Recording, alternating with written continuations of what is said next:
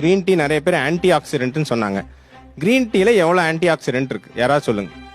Measurement wise எனக்கு தெரியாது. சரி, கம்பேரிசன் கிரீன் டீல ஆன்டி ஆக்சிடென்ட் அதிகமா, காஃபில ஆன்டி ஆக்சிடென்ட் அதிகமா?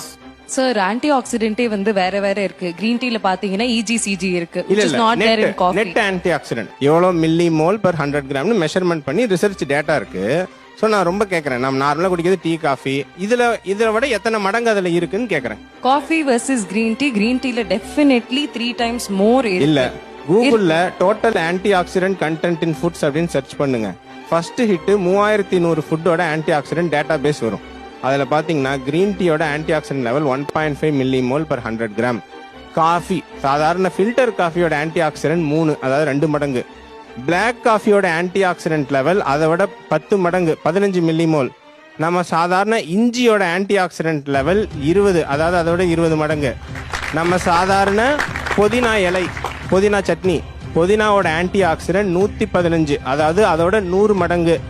நம்மளோட நெல்லிக்காயோட antioxidant level 246 millimole, அதாவது 250 மடங்கு கிரீன் டீயோட.